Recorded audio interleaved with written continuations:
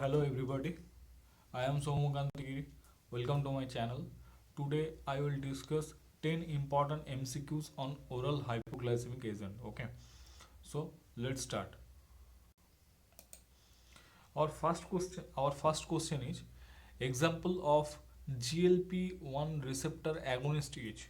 Okay, options are exenatide, sitagliptin, bromocriptin, and glipizide. Okay, see among all these options, okay, exenatide is the example of GLP-1 receptor agonist. Okay, then coming to the next question, example of DPP-4 inhibitor is. Options are exenatide, sitagliptin, bromocriptin, and glipizide. See here, sitagliptin is the example of DPP-4 inhibitor. Okay, so all these two questions are coming from the classification section. Okay, and I am telling you that from oral hypoglycemic agent, okay, question may come from the classification section, because classification section of this chapter is very important. Okay, and frequently question is asked from this portion.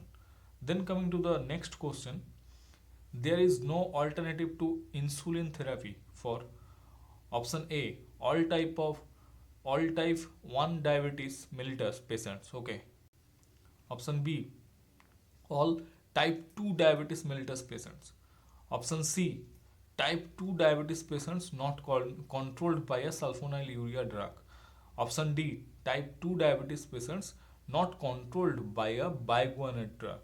See, insulin therapy always given, okay, to the type 1 diabetes mellitus patients. Okay, so the option 3A, I mean A will be the right answer.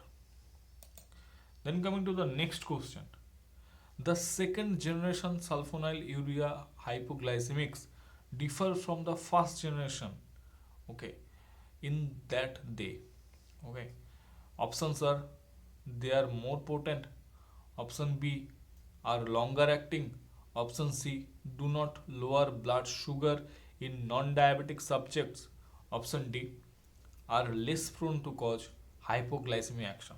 See, this question basically asks you that what is the basic difference between the first generation and second generation oral sulfonylurea. Okay, so sulfonylurea second generation sulfonylurea are more potent than the first generation. That is the main difference, and here the answer will be option A. Okay, so the next question is, which of the following drugs can precipitate hypoglycemia if given to a diabetic controlled with a sulfonylurea drug? Okay, so options are phenobarbital, chloramphenicol, rifampicin, and oral contraceptive.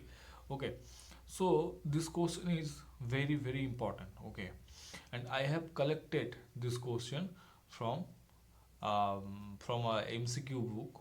Okay, from MCQ book which is published by JP Brothers. Okay, and this book is obviously based on pharmacology only. Okay, so here you can see phenobarbital, rifampicin, and oral contraceptive. Okay, these three are microsomal enzyme inducer. Okay, and only chloramphenicol here is having the action as a microsomal enzyme inhibitor. Okay, so if chloramphenicol is given with sulfonylureas, then it will potentiate the action of sulfonylurea drug more. Okay, and the action of this drug, I mean sulfonylurea, will be shown in a better way. Okay, so here the option B will be your right answer. Okay,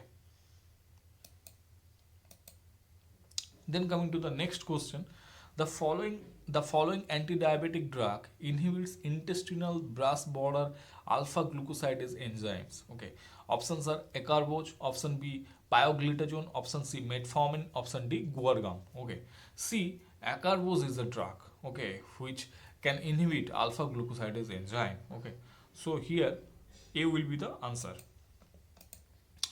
Then coming to the next question, which is very important question. Lactic acidosis and vitamin B12 deficiency is the adverse effect of which of the following oral hypoglycemic agent? Okay. Option A is metformin, option B acarbose, option C pioglitazone, option D exenatide. See, the metformin is the drug which is having this kind of adverse effect. Okay, lactic acidosis and vitamin B12 deficiency. Okay, although lactic acidosis is rare. Okay. Then coming to the next question, the present status of oral hypoglycemics in diabetes mellitus is option A, they are the first choice drug in all cases. Option B, they should be prescribed only if the patient refuses insulin injections. Option C, they are used only in type 1 diabetes mellitus.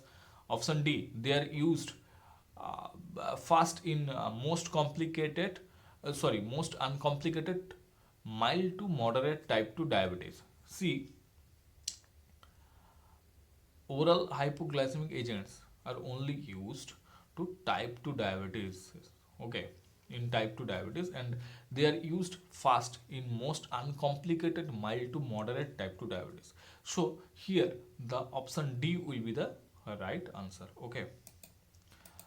Then coming to the next question, choose the correct statements, okay, about pioglitazone. Okay. Option A, it acts as an agonist on nuclear peroxisome proliferator receptor gamma. Okay. Option B, it enhances transcription of insulin responsive genes. Option C, it lowers blood sugar in type 2 diabetes mellitus without causing insulinemia.